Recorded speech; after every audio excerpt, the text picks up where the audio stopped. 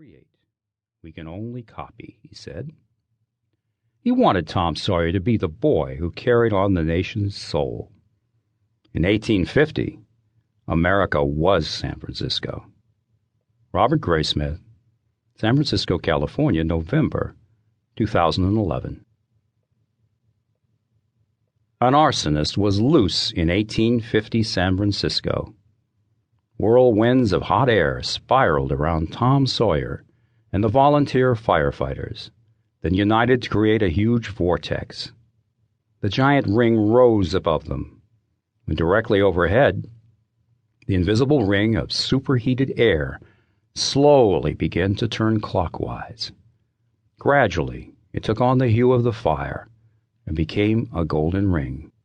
It spun faster until it created an updraft, rising miles into the stratosphere.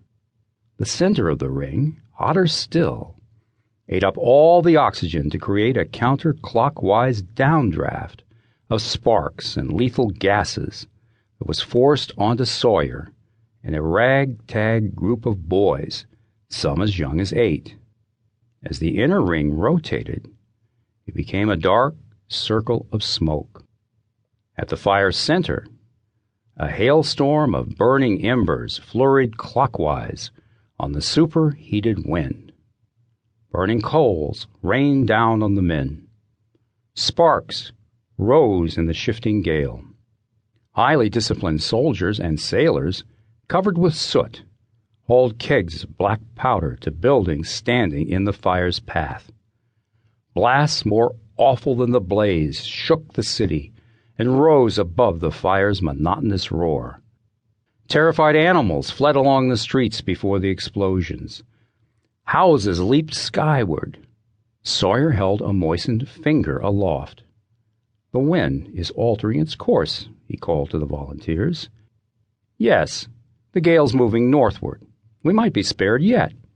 The main district might not be lost entirely. The next hour will tell." But he knew the battle was hopeless. Undeterred, the volunteers went on pulling down houses in the path of the fire to stay it. Tornadoes of flames and smoke columns walked alongside the haggard men, running clockwise and counterclockwise, creating additional whirlwinds that carried sparks miles away to start new fires. In the choking smoke, the volunteers' breathing came in gasps as they rushed blindly, searching for safety. Washington, Bush, and Sansom streets were thundering furnaces.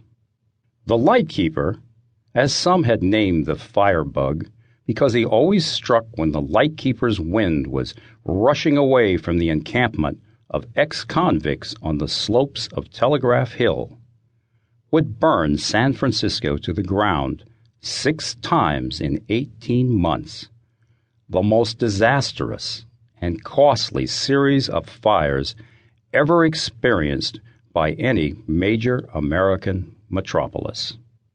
As Sawyer fought the flames, he wondered what the Lightkeeper's motive was. Surely he must have one, if only to watch their hopeless battle against black fire, the most dangerous kind, produced when a heavy mix of fire gases under great pressure accumulate within a fire-involved structure and erupt at high velocity into boiling mushrooms of superheated black smoke and rapidly advance toward a hot, rich flashover. Firemen say it's all the bad things come together at once. The city's boundless hills, sand mountains and valleys, its high, narrow streets, filled with confusing echoes that carried for miles, made any fire impossible to find. During the volunteers' urgent missions in the twisting ravines, they dare not become lost. Thus, when darkness fell, Sawyer led his ragtag corps of torch boys ahead of their hand-drawn engines to light the way over the hazardously pitted, unlit, and fog-bound roadways. They carried fire to the fire, a very poetic occupation. Sawyer studied the pumping and chopping firefighters of the company called Broderick One.